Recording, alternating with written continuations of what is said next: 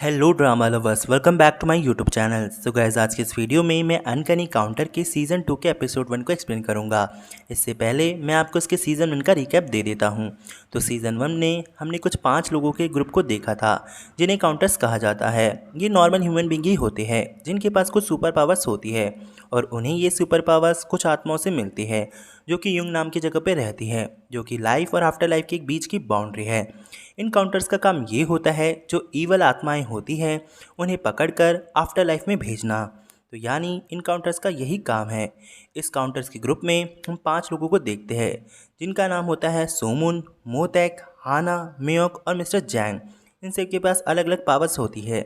जैसे सोमुन के पास हम देखते हैं साइकिक की पावर होती है, वहीं मोतेक के पास काफ़ी पावरफुल होने की ताकत होती है, वहीं हाना के पास सेंस करने की ताकत होती है, वहीं मियोक के पास हील करने की पावर होती है और मिस्टर जैंग एक टाइम पे काउंटर थे तो उन पे भी कुछ पावर्स होती है और वो साथ ही इनके खर्चे को भी उठाते हैं। तो सीज़न 1 में हमने इन सबको देखा था। तो सीज़न 2 इन्हीं सभी की स्टोरी को कंटिन्यू करते हुए दिखाई जाएगी। तो चलिए स्टार्ट करते हैं एपिसोड 1 सीज़न 2 के। एपिसोड के स्टार्ट में हम एक स्कूल बस को दिखाया जाता है। अब हम उस स्कूल बस के अंदर एक छोटी बच्ची को देखते हैं जो कि उस बस के बस ड्राइवर को कहती है कि आप बहुत ज़्यादा अच्छे हैं सर, और वो उसके हाथ में एक स्टिकर लगा देती है। इसके बाद हम उस बस ड्राइवर को देखते हैं जो कि काफ़ी ज़्यादा अजीब बिहेव करता है और तभी हमें उसकी आंखों को दिखाया जाता है जो कि काफ़ी ज़्यादा रेड होती है, यानी उसके अंदर एक ईवल स्पिरिट होती है। अब बस स्टार्ट होती है। वो बस ड्राइवर बस को बहुत तेज़ चलाता है जिससे उसके अंदर बैठे बच्चे डरने लगते हैं। तो टीचर उस बस ड्राइवर को कहती है कि प्लीज़ आप बस को थोड़ा धीरे चलाओ, लेकिन वो ईवल स्पिरिट ऐसा नहीं करती। उल्टा वो कहती है कि मुझे बस तेज़ चलाने में ही मज़ा आता है, और वो बहुत तेज़ बस चलाता है जिससे वो सामने जितनी भी कारें आती है उनका एक्सीडेंट होता चला जाता है। तभी एक कार सामने से आती है जिसका एक्सीडेंट हो जाता है और उसके फोर्स की वजह से टीचर नीचे गिर जाती है और वो बेहोश हो जाती है। इसके बाद हम देखते हैं वो बस काउंटर्स की बाउंड्री से गुजर जाती है जिससे हाना को पता चल जाता है। तो वो सभी को बताती है कि एक बस ड्राइवर के अंदर एक ईवल स्पिरिट है और वो छोटे बच्चे खतरे में है, तो हमें उसे बचाना होगा। सबके सब इसी काम पे लग जाते हैं। अब हमें मिस्टर जैंग की गाड़ी को दिखाया जाता है जो कि उस बस को रोकने की कोशिश करते हैं लेकिन वो फेल हो जाते हैं। तभी बस देखते हैं एक कंस्ट्रक्शन साइट पे पहुंच जाती है जहां हम देखते हैं वो बस ड्राइवर उसे कंस्ट्रक्शन साइट पे क्रैश करने की सोचता है। लेकिन तभी हमें मिस मियोक को दिखाया जाता है जो कि वहाँ पे खड़ी होती है 2 रॉड्स के पाइप को लेकर। वो एक पाइप को सीधा उस बस ड्राइवर पे फेंकती है और दूसरे से उसे बस के डायरेक्शन को चेंज कर देती है। तभी हम देखते हैं कि उस कंस्ट्रक्शन साइट में एक जने को चोट लग जाती है तो मियोक उसे अपनी शक्तियों से ठीक कर देती है। फिर हम उस बस को देखते हैं तो हाना उसका पीछा करते करते उस बस को पकड़ लेती है। फिर वो बस ड्राइवर देखता है कि उसके बस के पीछे कोई लटक रहा है तो वो उसे उड़ाने की सोचता है, लेकिन हम देखते हैं कि हाना कैसे ना कैसे उस बस के अंदर पहुंच जाती है और वो उस ड्राइवर को पीट देती है। अब हम देखते हैं कि वो बस को रोकने की कोशिश करती है लेकिन उस बस के ब्रेक फेल होते हैं तो जल्दी से मोतेक को बताती है। तो मोतेक कहता है उसे मुझे रोकना होगा, तुम एक काम करो, उसे एक ब्रिज पे लेकर आओ जो कि अंडर कंस्ट्रक्शन पर है। अब हाना ऐसे ही करती है लेकिन इतने में वो ईवल स्पिरिट उठ जाती है, वो हाना पे अटैक कर देती है। अब हम देखते हैं कि मोतेक अपनी कार से उस बस को जितना रोक सकता है वो रोकने की कोशिश करता है। तभी हम देखते हैं वो बस फिर से काउंटर्स की बाउंड्री से होते हुए गुजरती है जिससे हाना के पास सुपर पावर्स एबिलिटी और ज़्यादा बढ़ जाती है। तो वो उस ईवल स्पिरिट को पीट देती है और बेहोश कर देती है। इसके बाद हम देखते हैं वो एक ब्रिज पे पहुंच जाते हैं जहां पे मोतेक अपनी पावर्स का इस्तेमाल करता है और वो कैसे ना कैसे उस बस को रोक देता है। इसके बाद हम देखते हैं कि हाना उस बस में से सभी बच्चों को नीचे निकालने लगती है। इतने में हम देखते हैं वो ईवल स्पिरिट जाग जाती है और वो एक बच्ची को पकड़ लेती है और उस पर एक कांच के टुकड़ा रख देती है और कहती है कि अगर तुमने मुझे यहाँ से जाने नहीं दिया तो मैं इसे मार दूंगा। अब सब डर जाते हैं। हाना कहती है हमें इसे यहाँ से जाने देना होगा। तभी सबके सब कहते हैं हमें इसे रोकना होगा। अब हम देखते हैं तभी वहाँ पर एंट्री होती है सोमुन की जो कि अपनी पावर्स का इस्तेमाल कर कर उस बच्ची को बचा लेता है उस कांच के टुकड़े से। लेकिन वो ईवल स्पिरिट बहुत चालू होती है, वो उस ब्रिज से कूदने लगती है लेकिन फिर से सोमुन अपनी पावर्स का इस्तेमाल कर कर उसे इस बार इस बच्ची को बचा लेता है और वो उस ईवल स्पिरिट को बहुत ज़्यादा पीटता है। इसके बाद वो अपनी पावर्स का इस्तेमाल कर कर समन कर कर उस ईवल स्पिरिट को आफ्टर लाइफ में भेज देता है और यहाँ पर वो सभी बच्चों को बचा लेते हैं और वो सबकी मेमोरी को भुलाकर अपने घर चले जाते हैं। अब सीन शिफ्ट होता है, हम युग में देखते हैं जहां हम देखते हैं इन सभी के पार्टनर्स को। जहां हम देखते हैं कि मुन की पार्टनर विगन होती है, वहीं मोटेक की पार्टनर गिरिन होती है, हाना की पार्टनर यूसिक होता है और मिस मियो का पार्टनर सोहू होता है जो कि उनके खुद का बेटा होता है। हम देखते हैं कि मोटेक अपनी पार्टनर से मिलने नहीं आ पाता क्योंकि मोटेक काउंटर होने के साथ साथ एक पुलिस ऑफिसर भी होता है, वो काम भी करता है। इसके साथ हम देखते हैं तभी मिस माँ विगन को कहती है कि हमें एक नए काउंटर की ज़रूरत है, तो आप कब तक नया काउंटर लेकर आओगे? आपने बोला था कि ज़्यादा टाइम नहीं लगेगा। तभी विगन कहती है एक काउंटर ढूंढने में थोड़ा टाइम तो लगता है, हमें एक अच्छा काउंटर ढूंढना है जो कि नेक दिल के साथ साथ ईमानदार भी हो। तभी हमें दिखाया जाता है जिसे काउंटर ढूंढने को बोला गया होता है वो आता है, इसका नाम जोंगयुक होता है। वो कहता है कि अगर मैं काउंटर कोई ऐसा वैसा ढूंढ लूँगा तो इससे तुम्हें ही दिक्कत होगी। तो सोमन कहता है कि तो थोड़ा जल्दी करो, हमें बहुत सारे काम हैं, तो इसलिए काउंटर को जल्दी से जल्दी ढूंढो। तो जोंगयुक कहता है वो जल्दी से ढूंढ लेगा। इसके बाद हम देखते हैं ये सभी अर्थ पे पहुंच जाते हैं जहां हम देखते हैं कि सोमन इन सभी को साइकिक एंड शक्तियाँ यूज़ करना सिखाता है। वो इनको कहता है कि अगर आप सबने इस पावर को यूज़ करना अच्छे से सीख लिया तो हमें बहुत हेल्प करेगी। अब वो कहता है कि ट्रेनिंग स्टार्ट करते हैं जहां हम देखते हैं कि मियोक अपनी पावर से बॉल को थोड़ा सा हवा में उड़ा देती है, लेकिन उसकी ज़्यादा एनर्जी यूज़ होने की वजह से उसकी नोट से ब्लीडिंग होने लगती है। इसके बाद हम देखते हैं कि हाना इसमें काफ़ी ज़्यादा अच्छी हो चुकी होती है, वो एक साथ दो दो बॉलों को उड़ा देती है। इसके बाद आती है मोटेक की बारी, वो अपनी पूरी पावर लगा देता है लेकिन वो बॉल को तो हवा में नहीं उड़ा पाता, लेकिन उस बॉल में जो चींटी होती है वो हवा में उड़ने लग जाती है। इससे वो सभी के सभी हंसने लगते हैं। इसके बाद हम एक इवेंट को देखते हैं जहां पर सभी मिलकर किमची बना रहे होते हैं। यहीं हम काउंटर्स को भी देखते हैं, साथ ही हम इस इवेंट में मुन के दादा दादी को भी देखते हैं जहां हम देखते हैं कि मुन की दादी भी किमची बना रही होती है। तभी उनके पास मिस्टर जैंग आते हैं, वो कहते हैं कि मैं भी आप सबकी हेल्प करता हूँ किमची बनाने में, लेकिन वो किमची तो नहीं बनाते, वो किमची खाने ही लगते हैं। लेकिन मुन की दादी उनके पूरे फेस में किमची लगा देती है। तभी हम देखते कि मुन की दादी के पास एक लड़का आता है जिनका नाम जियोसियोक होता है। अब हम देखते हैं कि मुन की दादी जियोसियोक को किमची खिलाती है, जहाँ तभी मुन अपने दादा से कहता है ये दोनों काफ़ी ज़्यादा क्लोज लगते हैं। जहाँ मुन के दादा बताते हैं 2 साल पहले क्या हुआ था।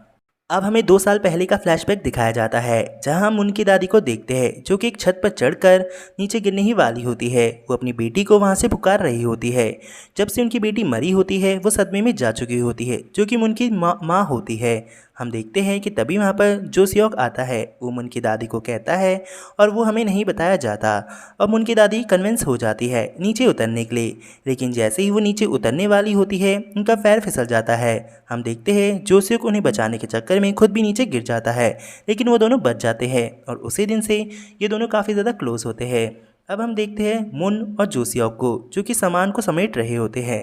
तभी मुन उनसे पूछता है कि आपने उस दिन मेरी दादी को क्या कहा था।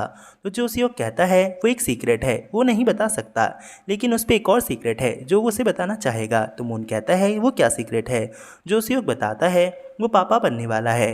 ये सुनकर सुमन काफ़ी ज़्यादा खुश होता है और ये बात वो सभी को बताता है। अब हमें जोसियोक की बीवी ली मिंजी को भी दिखाया जाता है और तभी मुन सभी को बताता है कि जोसियोक पापा बनने वाला है, यानी जोसियोक और लीमिन पेरेंट्स बनने वाले हैं। ये सुनकर सभी काफ़ी ज़्यादा खुश होते हैं और उन सभी को विश करते हैं और कहते हैं तुम दोनों काफ़ी ज़्यादा अच्छे पेरेंट्स बनोगे। इसके बाद हम हाना और मुन को एक रास्ते से जाते हुए देखते हैं। तभी मुन की नज़र एक बच्चे पे पड़ती है जो कि एक टॉय पर बहुत ज़्यादा गुस्सा निकाल रहा होता है।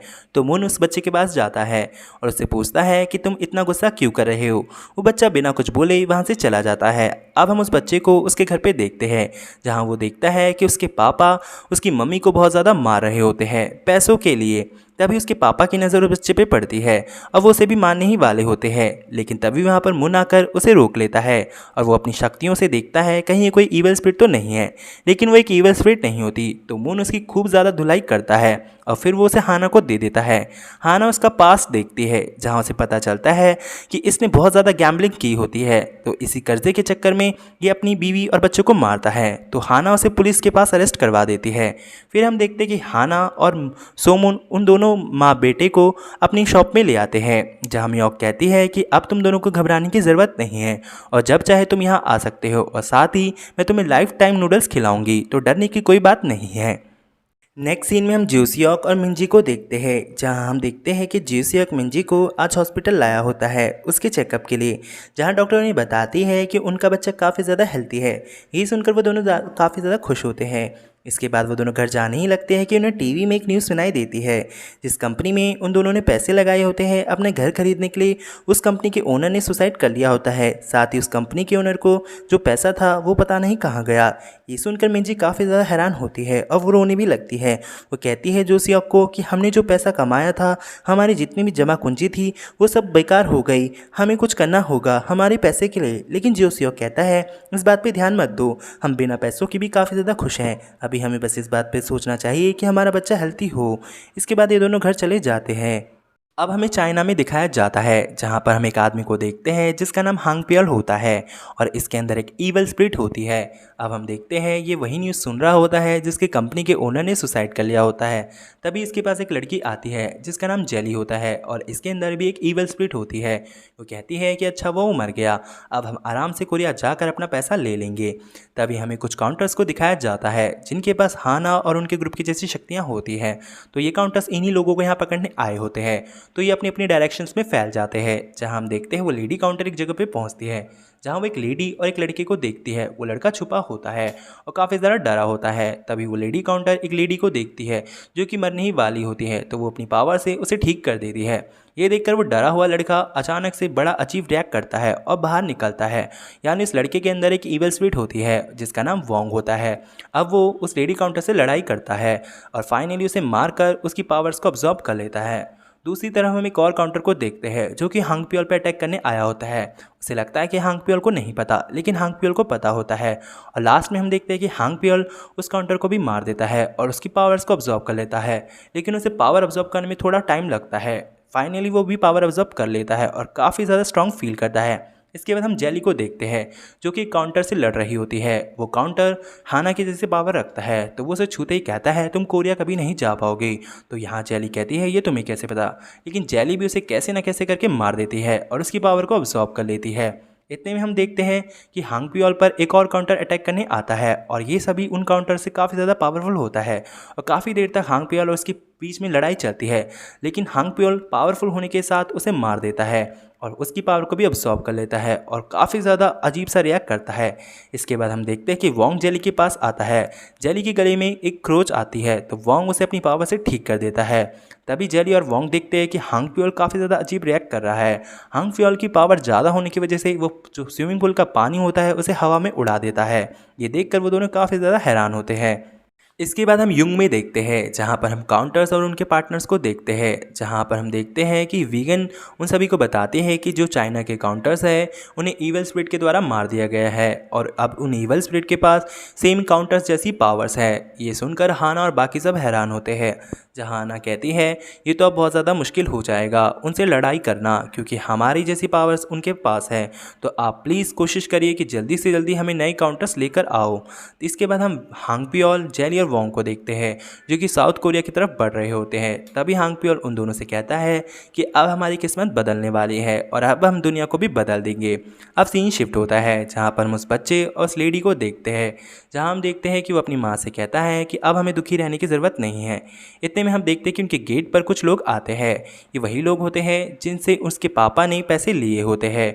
अब वो उन दोनों को किडनैप करके वहाँ से ले जाते हैं। अब हमें दिखाया जाता है नूडल शॉप में, जहाँ पर हम काउंटर्स के ग्रुप को देखते हैं। तभी हाना को सेंस हो जाता है कि उस बच्चे पे खतरा है, तो वो सभी के सभी उन्हें बचाने के लिए वहाँ से निकल जाते हैं। दूसरी तरफ हम एक फैक्ट्री में देखते हैं जहाँ पर उस बच्चे और उसकी माँ को पकड़ के लाया गया होता है। वो गुंडे उस बच्चे की माँ की किडनी को निकालने की तैयारी करते हैं, तो बच्चा जोर जोर से रोने लगता है और कहता है कि ऐसा मत करो। अब वो डॉक्टर उसकी माँ को बेहोश कर देता है और इसके बाद वो उस बच्चे को भी बेहोश करने ही लगता है कि इतने में हम देखते हैं कि काउंटर्स की टीम वहाँ पहुँच जाती है और मुन अपनी पावर से उस डॉक्टर को रोक लेता है। फिर वो उनकी खूब धुलाई करता है। इसके बाद हम देखते हैं कि वो बच्चा रोने लगता है कि उसकी माँ बेहोश हो गई। तो मुन उसके पास आकर कहता है कि तुम 100 तक काउंटिंग गिनो, आंखें बंद करके, तुम्हारी माँ होश में आ जाएगी। वो बच्चा ऐसा ही करता है। इसके बाद मुन और बाकी सभी मिलकर उन गुंडों की धुलाई कर देते हैं। इसके तभी हम देखते हैं कि डॉक्टर्स उस बच्चे पर एक चाकू फेंकता है, लेकिन मोतेक अपनी साइकिल पावर से उस चाकू को रोक लेता है। ये देखकर मोतेक काफ़ी ज़्यादा खुश होता है कि उसे पावर्स यूज़ करना आ गया है। इसके बाद हम देखते हैं कि मिस माँ अपनी पावर से उसकी माँ को ठीक कर देती है और वो बच्चा काफ़ी ज़्यादा खुश होता है। फिर मिस माँ कहती है क्या हमें इन सभी गुंडों की मेमोरीज़ को मिटा देना चाहिए। तो इससे मुन कहता है फिर इन्हें ये कैसे लगेगा कि इतने सारे लोग कैसे पिट गए। तो मुन अपनी पावर्स यूज़ कर कर उन्हीं को खूब एक दूसरे से पिटवा देता है और उन्हें हवा में लटका देता है। और ये देखकर सभी काउंटर्स काफ़ी ज़्यादा हंस रहे होते हैं और इसी के साथ एपिसोड 1 यहीं पर एंड हो जाता है। आई होप गाइस आपको एक्सप्लेनेशन पसंद आई हो। मिलते हैं इसके नेक्स्ट पार्ट में।